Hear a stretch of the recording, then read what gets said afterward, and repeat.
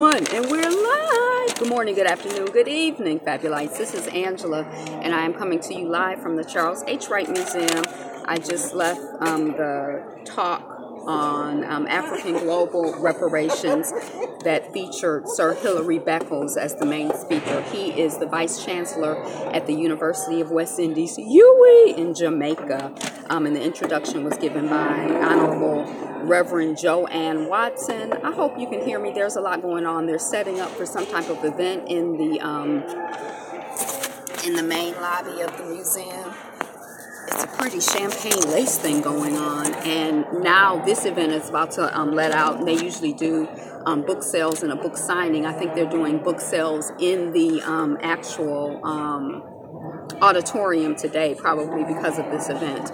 The book that was connected with this event is a book by Dr. Beckles, and it's called Britain's Black Debt. So check that out. And I'm just going to jump right in and share with you my notes, some of the things that I took down while I was there. Again, the piece is called African Global Reparations, and it featured Sir Hilary Beckles, who's the Vice Chancellor of the University of West Indies in Jamaica. So there is an organization called CARICON. You can hit their website, CARICON, reparations.org. CARICON, reparations.org. And I'll drop that link in the description and or messages when I get an opportunity to. And then there's also an African American organization. Joanne Watson gave a website. What I wrote down was ibw.com. When I went to it, I didn't get anything, so obviously that's not the link. If I am able to secure a link, I'll drop that in the description box when I get it updated. Again, the book is called Britain's Black Debt.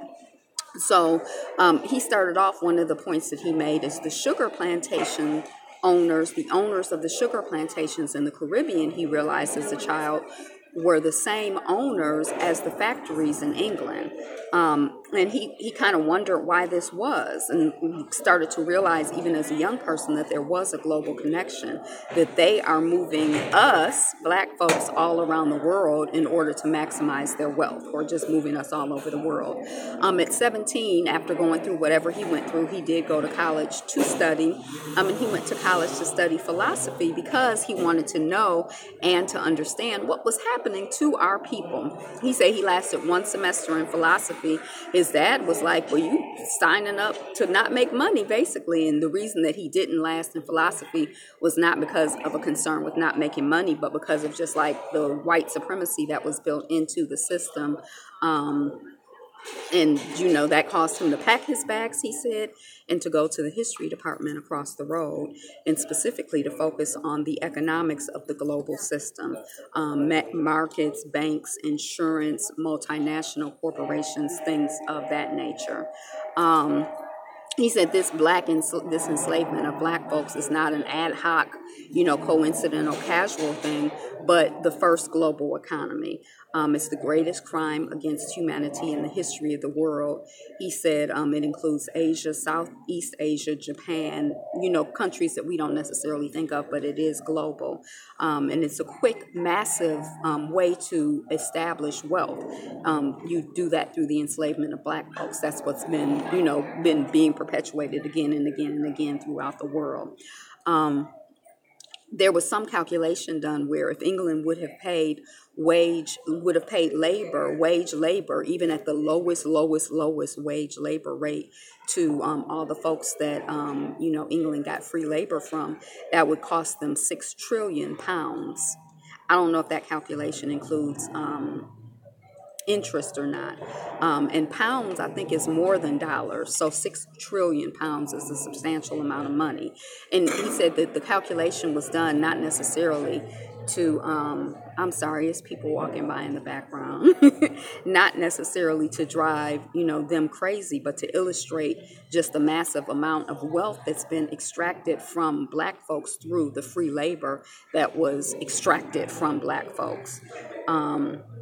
And then they did a similar calculation with France, and that amount would have been 8 million. He said there's no rug large enough to sweep it under, even though people want these European countries and the leaders of these European countries want to sweep it under the rug. They admit to the crime, they say, but it's just too big to deal with. So, let us move on. And, it's too large for us to compensate the black folks for what we've done, so we'll just move on. He says that power always has you on your knees giving explanations. So it's like as if someone broke into your home and steals your stuff, and then when you're trying to get your stuff back, they want you to explain to them why you want your stuff back and what are you going to do with your stuff. He says that when he was in Australia, hey, welcome on the chat, we're talking about Sir Hilary Beckles, who was the speaker today at the Wright Museum. He said that when he was in Australia, the Aboriginals are setting up their own reparations movement. And basically you get the impression that he said wherever he goes, he's helping people to set up reparations movements. He talked more specifically about CARICOM. I don't have the facilities to blur people out. Talk more specifically about CARICOM, and that the request was made of Europeans, and that the European nations were like, okay, well, thank you for your request. We got your request for, reparations. And what we think we should do is collaborate further. Thank you so much for, all of the free labor that you've given us. And we think we should further collaborate. And we think we should give more aid to African countries. So again, back to that metaphor of, you've stolen my stuff and then you want to tell me, what terms that you're going to give me my stuff back on. And I think that that's like a conversation, again, not so much of power conceding nothing without a demand, but that demand has to be backed up with something. You can demand, or maybe I don't understand the concept of demand, but you can demand, I demand that you give me $1 million all you want. But if I'm not in fear that something's going to happen, if I don't give you $1 million, then you ain't getting nothing from, okay. So white supremacy does not own... Oh, he said white supremacy does not see the victim, only itself. I wasn't really crazy about that whole line of conversation because I feel like I'm really trying to learn to be focused on us and what we see and what we need and less concerned about, things that are outside of that. And then he talked about Haiti. I don't know if you can hear me. He talked about Haiti being the first occasion where black folks established a government and created a power of state. And I was also kind of like, Now, maybe I misheard him. Maybe I misunderstood him. Maybe that should have been qualified with, in the last 500 years. I'm not really sure because I'm like, black folks have had governments and states, for forever. You know what I mean? Like, I don't think that Haiti is, the first. I don't really know, kind of what that's about. He talked about being at a meeting regarding the Haitian refugee crisis as an observer. So theoretically, he was there as an observer. He was not supposed to speak, but he said that he, did speak because he couldn't resist it. He talked about the fact that in the Haitian Revolution led to the Haitian Constitution, and that part of the Haitian Constitution is a commitment that any black person, any person of African descent who arrives on the shores of Haiti is automatically free. And he said he kept using this term from Argentina to Australia, I think is the term that he was using, specifically referring to, I think he's working, specifically referring to, that's okay, specifically referring to, I think just the continental region. Oh, Lord, now they just standing back there chit-chatting. So specifically referring to, like, I think this, like the Americas or, this hemisphere.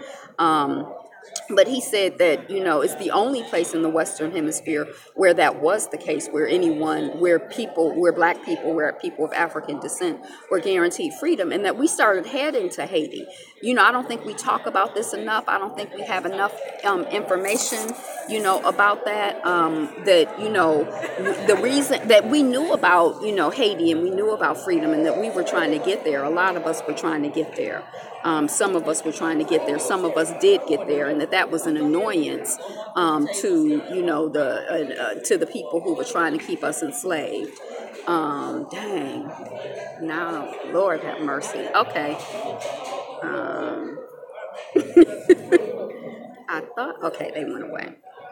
Um, And so he talked about, in this meeting regarding the Haitian refugee crisis, where he said these countries were sitting around like, oh, well, I'll take 50, I'll take 75, I'll take 200, I'll take a couple, you take a couple. He's like, is there any consciousness of the sacrifice that Haiti has made in the past? Does that have any currency in the future? Because Haiti took all of us. They were not counting. They took all of us. And I kind of feel like, shoot, asking that question of the colonizers, they don't they don't want none of us. He talked about cases of standing up for the community. There are always going to be cases of people who stand up for the community. You saw them in Haiti. You see them in Detroit. You saw there's commissions in India. There's commissions in Costa Rica. There's commissions all over the world, CARICON commissions. He talked about some conferences going on, I think in Benin, he said, next year for CARICON. He talked about reparations, those who have been criminally enriched by exploiting us believe they have done nothing wrong and that they owe us nothing. So he talked about that. In 1834, Britain decided to pay reparation to the enslavers. Africans made claim on their behalf, like saying, well, pay us reparations. And the British people are like, well, your freedom is your reparations. What else do you want? And when they were determining the reparations for the British people, they were looking at things like our commercial value and our replacement value. And what they determined was that 47 million was owed to the British enslavers for losing their Africans, and that the British government would give them $20 million in cash, and then the other 27 million would be paid off by black folks continuing to work after we were so-called free. So we would work for 6 years after our freedom in order to pay back the other 27 million that they determined that we owed to the British people who stole our labor, raped us, enslaved us, harassed us, tortured us, all of that other stuff. Britain didn't have the money to pay $20 million to the slave owners. Hey, thank you. I don't know if you can hear me. It's a lot going on, as always, at the museum. But Britain didn't have, it was a good talk, but Britain didn't have the money. So the Jewish Rothschilds plus others lent money to the British government. The British government, and he used this point to make the point when people are like, oh, well, slavery, that was so long ago. What are you talking about? Okay, cool. Thank you for that.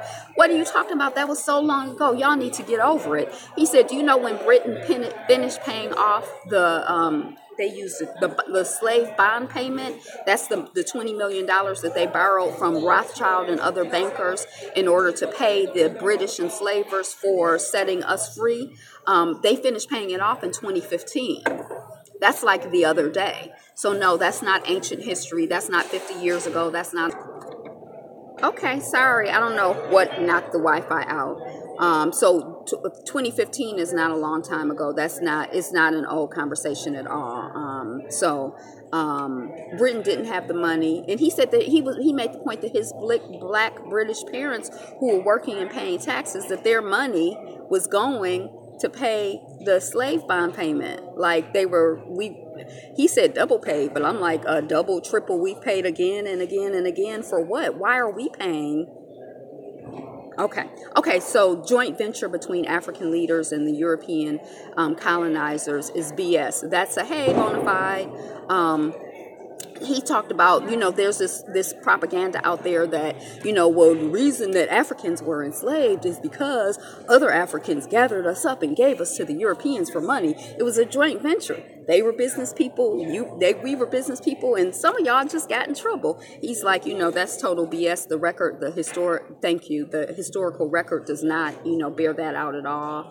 That not only, so there's the records that they have in their archives give a lot of information, although they're constantly trying to destroy them and to get rid of them. They say that the British set up the Nuremberg, he said that the British set up the Nuremberg trial to get reparations for Jews at the same time that the British were torturing and putting Africans in concentration camps. He was referring to the Mau Mau in Kenya, I'm assuming. And they thought that they hid the records, and that what had happened was that a whistleblower blew the whistle and let people know where the records were of what they were doing.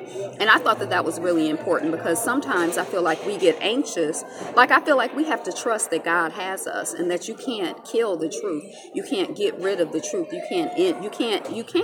So we just have to trust that God has us, and that, what we need, we have, and to keep moving with that. And Dr. Beckles, I thought, there was another moment when I felt like he was really brilliant in his, the clarity and the encouragement that he had for us. So they thought they hid the records. The whistleblower told where the info was hid, and that was in 1940. I don't know, but there had been some cutoff for 1952. Any crimes committed before 1952 by the state, we're not going to look at those crimes. But they went back, and there was some kind of out-of-court settlement, and a few survivors were paid 20,000 pounds. I don't know. He said they have records of British commands to assassinate African leaders who opposed slavery.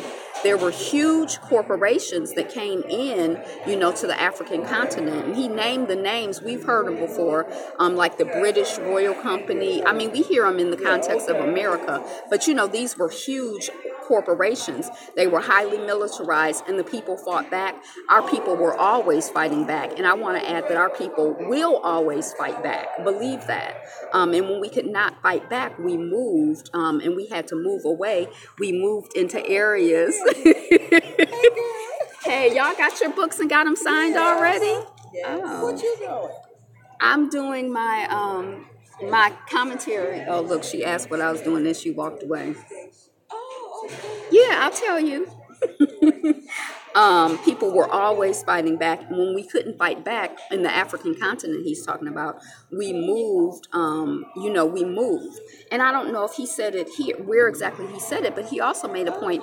He said that when you look at those of us who have come here and the lives of us that were lost in transit coming here, that there were way more people who were lost fighting the enslavement of Africans in Africa. And so this idea, this concept of dividing us and like, well, they didn't care about us. And, I heard someone say, African Americans are always, upset. But if I push you down, do I care where you fall? Why are you always talking about what happened to you? We push you down. We don't care.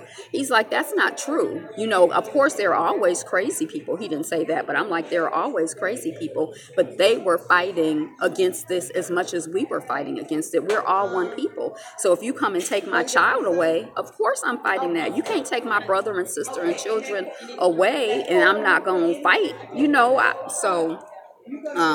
he talked about that. Huge corporations, highly militarized. People moved to places. If they stayed by the water, that's where the warfare was coming in. That's where the Europeans were coming in. So they had to move places where they could hide and be out of sight. And so that led to a lot of famine in the country. People resettled places that were not as fertile, where there weren't as many opportunities for food, but less opportunities for conflict with the Europeans. So I thought that was interesting. I've never really heard that thing. He said, more died fighting and resisting than those of us brought here. He said, this is the beginning of the age of terror. That was the beginning of the age of terrorism. We are not fighting for us. We have always seen ourselves, African people, we have always seen ourselves as the mother of society. So we're of humanity. So we're not just fighting for us. We're like the parents of all of humanity. And we talk about that a lot in these conversations, like our compassion and, the way in which we move in the world. But it's like when you're the mama, there's a certain way that you move in the world. There's a certain way that you process stuff. So I really appreciated that. He said, why do we always embrace the offspring of other races that we have? And he said that is deep in our history and deep in our DNA. And I've never heard that before. And that kind of gave me pause, something to think about. Um, all of our humanity, all humanity are our children, and whoever commits crimes against humanity must be held accountable for those crimes. So the work that we do on our behalf, we do on behalf of all people. Um, we need new principles of behavior. It took 500 years to end slavery, and we fought and continue to fight. We fought generation after intergeneration. Every generation has launched a war, from Argentina to Alaska. There have been wars that have launched, and he talked about giving thanks to Haiti for initiating that. The French have not forgiven Haiti. Not the black folks who whooped us. They say it was the mosquito, it was malaria. Haiti was the largest community of enslaved Africans in one place on the hemisphere. After the French gave up, they tried to get the British involved. The British weren't able to beat the Haitians, and they tried to get the Spanish involved, so they all got a whooping. So all of those Europeans have this madness at the Haitians. For us, Haiti is a symbol of freedom, and to them it's a symbol of defeat. But it is more and more for me, Haiti is like definitely like a symbol of like fighting resistance, and that they're hoping to, okay, they're hoping to recolonize Haiti due to, the natural disasters and poverty. Like they just sitting there waiting. They like on ready, like we gonna get Haiti back. So that was kind of interesting. I never thought about that. But, I've been like, oh, I want to go visit Haiti. It makes me feel more and more like, I guess for what it symbolizes, and just in gratitude for the work that our ancestors did there, just like really connecting with Haiti, more consciously. I have the deepest respect for Haiti. Yeah, I have like a growing respect for Haiti, and I feel like I want to like build on that, So I guess like as conversations like these happen, it kind of, is shifting, me more and more in that direction. We fought all of the 20th century for civil rights. Reparations is not a civil rights issue; it's a human rights issue. And the white folks who study are saying that the black folks are exhausted after the persistent struggle, that they're tired, they're exhausted, their tank is empty. And he like, nope, that's not what I'm saying. And that's not what I'm saying either. The IMF is run by colonizers, so it's really bold of CARICOM to do the work that they do, because the same leaders who are asking for help here are upsetting the people who can give the help. But I'm like, I think that's the best thing to do, because sometimes, you need to, you don't need to be asking your master for help. You know what I mean? He's working on a second book called 1,000 Ways to Terrorize Enslaved Africans. And he says so far he has found 995 ways that we've been brutalized. And I was like, wow, that's like totally different from my orientation. I would be looking at like 1 million ways to resist, 100 million ways that Africans have resisted. But he gave a story about Darby, who was like a 400-pound enslaved African. And one of the slave monsters would, as a torture for the people that he was enslaving, would be like, if you have to eat the excrement of Darby for a month, 2 months, 3 months, and he like kept a detailed record of it. And still, like what I think is really powerful is that still we resist, like Mama says, and still we rise. It's like, and still we resist, we resist, we resist, we resist. All the ways they have to break, try to break spirit. You can't break spirit. We have survived. That's our obligation to our ancestors. What is our obligation to humanity? We are called upon to carry humanity while others make money. And again, we talk about our compassion and like, and while others are out there being savages, we have the responsibility of being humans, because that's our nature. That's our assignment from God. Wealth is an accumulation of labor, but not just physical labor, and I love that, because we do spiritual labor, we do emotional labor, we do a lot of labor, and we have accumulated wealth and continue to accumulate wealth as a people because of that. All right. Dang, I'm close, but I'm not quite close.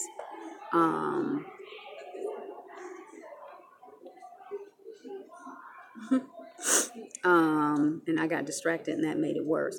Kwa was a 5-year-old on a boat. He lost on a slave ship. He lost his parents in a rave.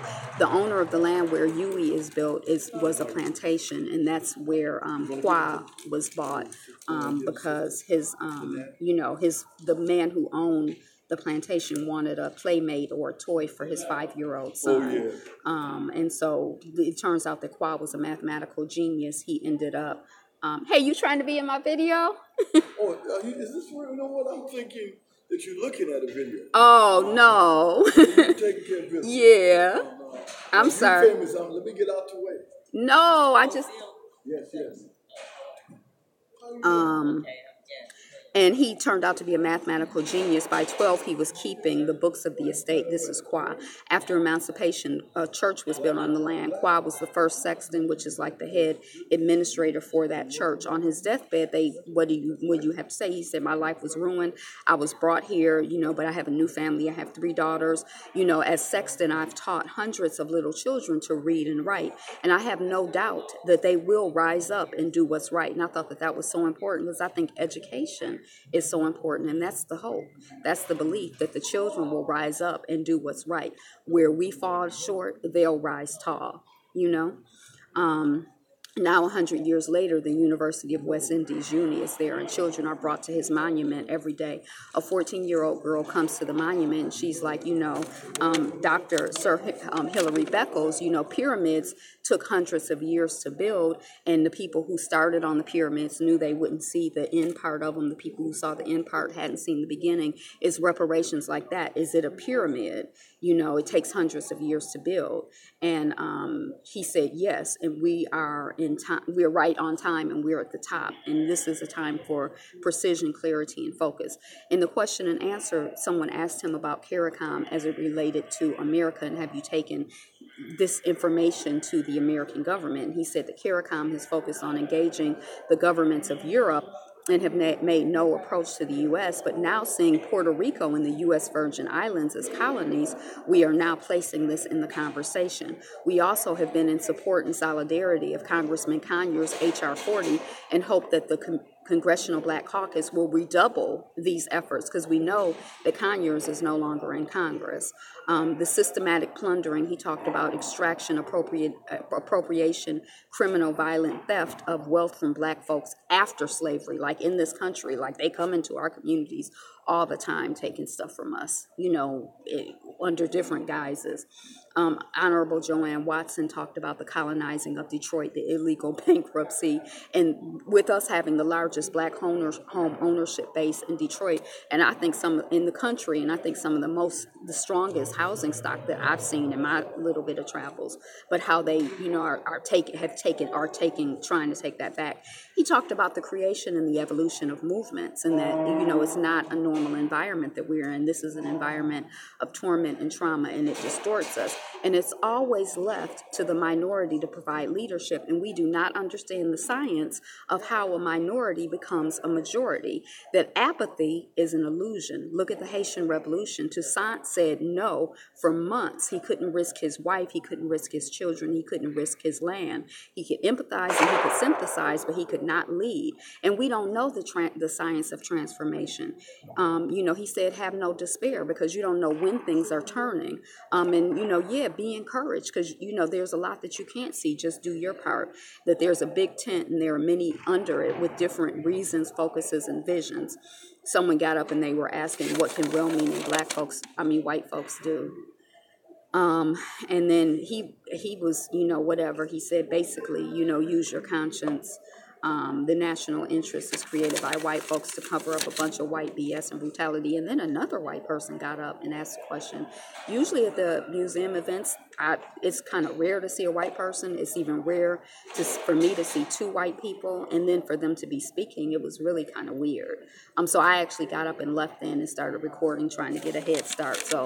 But I just feel like use your creativity if you're white and you want to know what to do. Go off in your community and figure that out. Stop asking me to figure shit out for you. Stop asking us to do your work. Go do your own effing work. That's what I got. Today is the best day ever. You are the greatest. Be you. Be fabulous. Be fabulous you. Peace.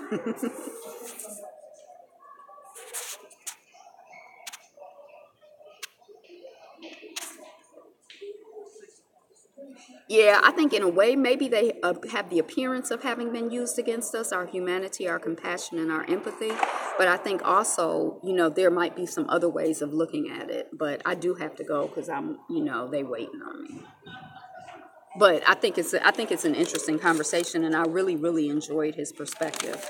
All right, peace, peace, peace. Hey, check out the replay, Miss Mary Jane. I'm heading out. Be you, be fabulous, you.